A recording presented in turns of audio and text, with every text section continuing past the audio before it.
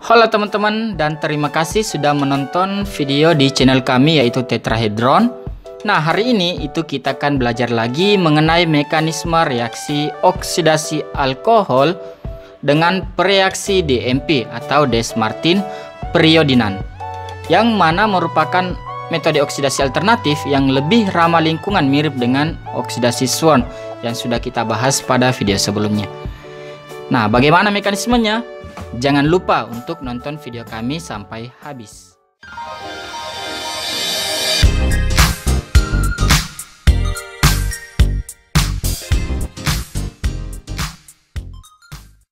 Nah, teman-teman, oksidasi alkohol dengan reaksi DMP atau Des-Martin Periodinan ini merupakan reaksi yang lebih modern yang ditemukan oleh Des dan Martin pada tahun 1983. Teman-teman bisa baca jurnalnya di Jurnal Organic Chemistry. Ini silakan cari yang ini. Ini adalah jurnal aslinya. Kemudian dikenal sebagai reaksi DMP atau Des-Martin Periodinan, di mana OAC-nya itu adalah strukturnya seperti ini. Nah, reaksi DMP ini dalam fungsinya mengoksidasi alkohol itu sama dengan oksidasi Swern yang sudah kita bahas pada video sebelum ini. Jadi teman-teman silakan cek sendiri setelah menonton video ini. Nah, baik reaksi DMP dan juga Swern ini mampu mengoksidasi alkohol primer menjadi senyawa aldehida, dan tentu saja alkohol sekunder menjadi senyawa keton dalam pelarut diklorometan CH2Cl2. Nah, yang perlu diperhatikan di sini adalah baik reaksi DMP dan juga Swern ini tidak dapat mengoksidasi alkohol primer hingga sampai asam karboksilat, tetapi hanya sampai pada aldehida saja. Jadi hanya sampai pembentukan aldehida. Berarti kedua reaksi baik DMP dan juga Swern itu adalah oksidator alkohol yang lebih lemah dibanding dengan reaksi asam kromat H2CrO4. Itu sudah kita bahas juga. Nah, sudah banyak peneliti yang menggunakan reaksi DMP ini. Salah satunya adalah yang pernah dilakukan oleh Mayer dan Schreiber pada tahun 1994. Teman-teman juga bisa baca jurnalnya. Ini pada tahun 1994 di Jurnal Organic Chemistry, yaitu mengoksidasi alkohol sekunder. Ini alkohol sekunder menjadi senyawa keton dalam pelarut DCM diklorometan dan adanya H2O. Nah, teman-teman lanjut ke reaksi DMP. Reaksi DMP ini atau Des-Martin Periodinan itu dapat dibuat dari senyawa asam 2-iodobenzoat. Ini ya, ini adalah struktur dari asam 2-iodobenzoat melalui jalur asam 2-iodoksibenzoat atau biasa disingkat IBX, yaitu asam 2-iodoksibenzoat. Nah, di sini sengaja saya menuliskan dua metode reaksinya, yaitu ada metode original dan juga ada metode yang telah diimprove atau dikembangkan. Nah, yang di atas ini itu adalah metode originalnya. Ini ya, metode originalnya, di mana di bawah ini itu adalah metode yang telah diimprove. Jadi untuk membentuk IBX itu bisa menggunakan dua cara, yaitu dengan menggunakan KBRO3 dengan katalis H2SO4 untuk metode original, dan juga bisa menggunakan okson. Okson itu kalau tidak salah kalium peroksisulfat dengan adanya H2O pada suhu 70 derajat Celcius. Maka akan terbentuk senyawa asam 2-iodoksibenzoat atau IBX. Nah, kemudian untuk dari IBX kemudian mau menjadi DMP itu juga bisa menggunakan dua metode, yaitu menggunakan anhidrida asetat Ac2O, atau bisa juga menggunakan anhidrida asetat juga tetapi dengan katalis para-toluena sulfonic acid atau asam tosilat pada suhu 80 derajat Celcius. Maka akan didapatkan reaksi DMP, yaitu Des-Martin Periodinan. Nah, selanjutnya, sedangkan untuk asam 2-iodobenzoat ini yang ada di depan teman-teman itu dapat dibuat juga.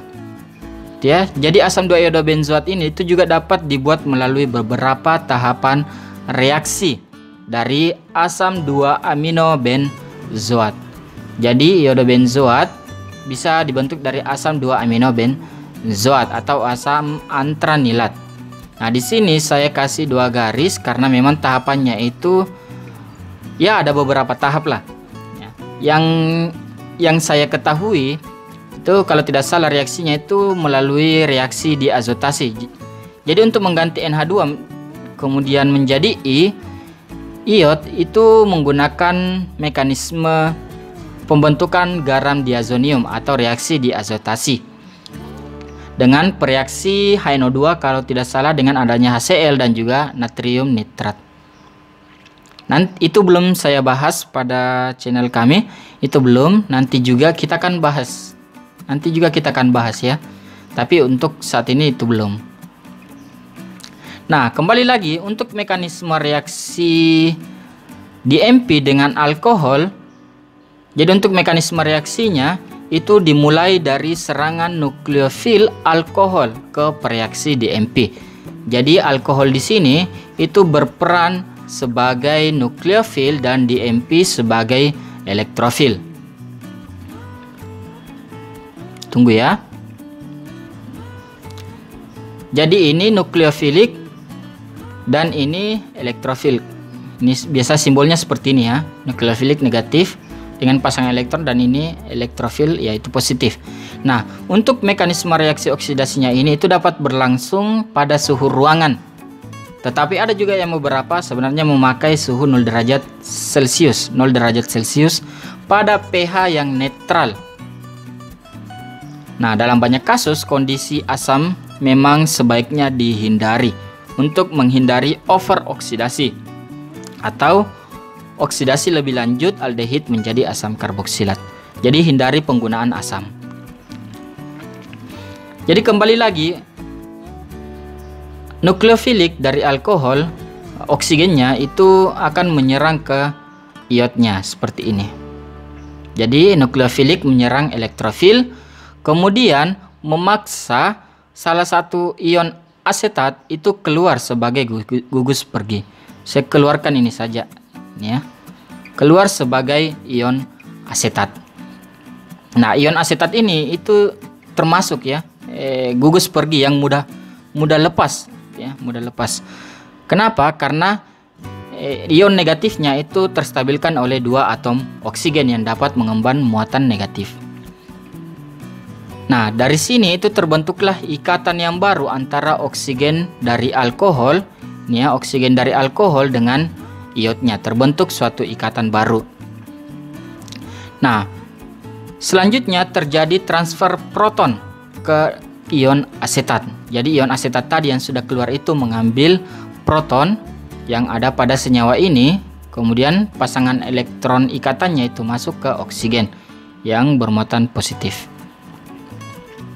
Nah, ion asetat di sini itu berperan sebagai basa. Nah, kemudian setelah ini itu terbentuklah asam asetat dan juga struktur seperti ini. Ini ya, tidak ada lagi hidrogennya, tidak ada lagi muatan pada oksigennya karena hidrogennya sudah diambil. Nah, langkah selanjutnya yaitu terjadi proses eliminasi intramolekuler dengan langkah seperti ini. Ya, jadi langkahnya seperti ini, intramolekuler. Oksigen yang ada di sini, pasang elektronnya mengambil hidrogen yang ada pada ini ya, yang terikat pada karbon dari alkohol. Kemudian masuk membentuk ikatan rangkap 2 dengan karbon dengan oksigen. Kemudian pasangan ikatan putus antara oksigen dengan iot putus kembali. Kemudian ikatan antara iot dengan oksigen itu masuk seperti ini dan membentuk seperti ini. Nah, jadi di sini lepas lagi satu OAC-nya, lepas lagi satu OAC-nya yaitu ion asetat yang kedua, tetapi di sini sudah ada hidrogennya, berarti akan membentuk asam asetat lagi. Jadi langkahnya yang pertama itu yang ini, oksigen mengambil hidrogen dari alkohol, kemudian yang kedua ini membentuk ikatan rangkap 2 karbon oksigen, kemudian putus dan lepas. Jadi terbentuk asam asetat. Nah, dari sinilah itu terbentuklah produk, yaitu produk aldehida sebagai produk utama. Jadi di sini sudah terbentuk ya, karena sudah terlepas ikatannya, membentuk aldehida sebagai produk utama. Nah, juga selain itu terdapat produk samping, yaitu bentuk tereduksi dari reaksi DMP, di mana iodnya di sini memiliki ini ya, +3 bilangan oksidasinya. Nah, selain itu, kalau teman-teman perhatikan juga terdapat produk samping, yaitu 2 asam asetat. Ya, 2 asam asetat membentuk produk utama aldehida. Jadi di sini aldehidanya sudah terbentuk. Nah, yang menjadi catatan adalah aldehida ini itu tidak mampu bereaksi atau tidak mampu teroksidasi lagi menjadi asam karboksilat dengan reaksi DMP. Itu tidak mungkin ya. Tidak bisa. Mengapa? Karena di sini reaksi DMP tidak mengandung air. Dia tidak mengandung air untuk membentuk hidrat kemudian ke asam karboksilat, itu tidak. Jadi pas membentuk aldehida, mekanismenya sudah selesai, tidak ada lagi reaksi lebih lanjut. Jadi dihasilkan produk utama aldehida. Jadi seperti itulah mekanisme reaksi oksidasi alkohol dengan reaksi DMP atau Dess-Martin periodinan. Nah, adapun beberapa poin yang sempat saya sampaikan tadi, yang pertama adalah metode oksidasi DMP ini itu dapat mengoksidasi alkohol primer menjadi sampai di aldehida saja. Kemudian alkohol sekunder menjadi senyawa keton. Kemudian yang kedua, ini adalah keuntungannya, yaitu metode oksidasi DMP itu dapat berlangsung pada suhu ruangan dan pH netral.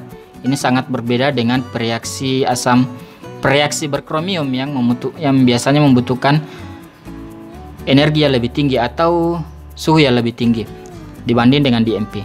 Kemudian yang ketiga, yaitu metode oksidasi alkohol ini merupakan metode yang merupakan reaksi yang lebih alternatif, yang lebih ramah lingkungan dibanding dengan reaksi berkromium. Jadi itu saja untuk 3 kesimpulan yang saya bagi untuk hari ini. Jika terdapat kekeliruan, mohon dikoreksi dan diingatkan kepada saya dengan cara menuliskan di kolom komentar di bawah. Jadi apa yang saya sampaikan ini belum tentu sepenuhnya benar, dan juga ingat, belum tentu seluruhnya salah. Saya Ahmad Nur, terima kasih dan sampai jumpa pada video selanjutnya. See you!